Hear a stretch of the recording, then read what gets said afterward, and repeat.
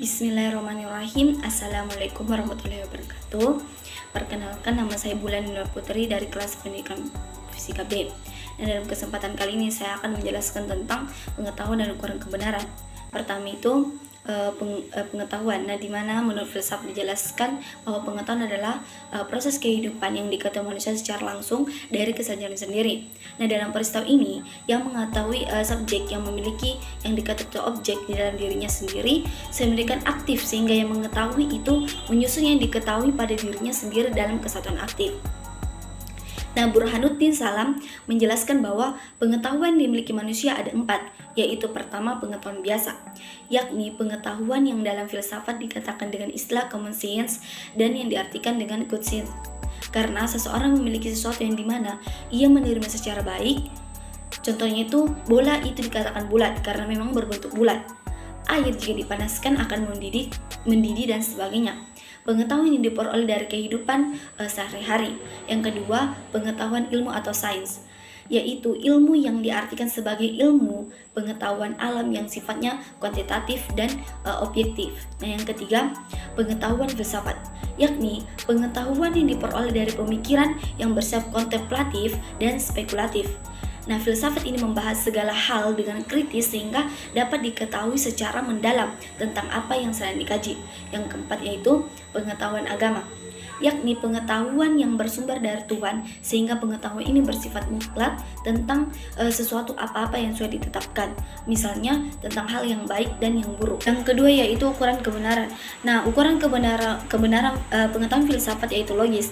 Nah, bila teori filsafat logis maka teori tersebut benar. Nah, sedangkan kebenaran pengetahuan mistik diukur dengan berbagai ukuran. Nah, bila pengetahuan berasal dari Tuhan maka ukuran kebenarannya ialah teks dari Tuhan atau wahyu. Nah, ada beberapa teori kebenaran yang muncul. Pertama itu teori koherensi, di mana sesuatu yang dikatakan benar apabila ada hubungannya dengan kebenaran sebelumnya. Contohnya itu semua makhluk hidup akan mati. Nah, pohon termasuk makhluk hidup, artinya suatu saat nanti pohon ini akan mati. Yang kedua, teori korespondensi. Nah, di mana sesuatu dikatakan benar apabila sesuai dengan objek yang dituju.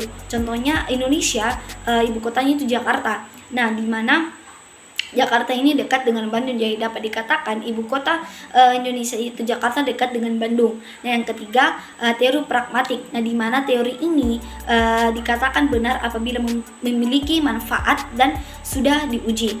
Nah, selama belum diuji, belum bisa dikatakan benar atau tidak. Nah, yang keempat yaitu teori positivisme. Nah, Auguste Comte menyatakan bahwa dalam memandang dunia berdasarkan sains adalah pemandangan yang dianggap bahwa dapat menyelidiki atau dipelajari hanyalah data-data yang nyata atau empiris yang mereka nampakkan positif. Nah, yang kelima yaitu teori esensialisme. Nah, di mana pendidikan ini berdasarkan nilai-nilai kebudayaan yang telah ada sejak awal peradaban manusia dan terus berkembang. Nah, yang keenam yaitu teori konstruktivisme. Nah, di mana pendidikan generatif adalah pendidikan yang berdasarkan atau mencipta makna dari sesuatu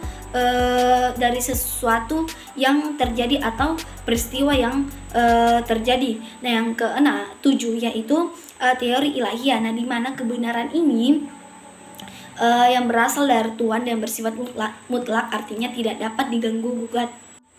Sekian dari penjelasan saya, kurang dan lebihnya mohon dimaafkan. Wabillahi taufiq wal hidayah. Wassalamualaikum warahmatullahi wabarakatuh.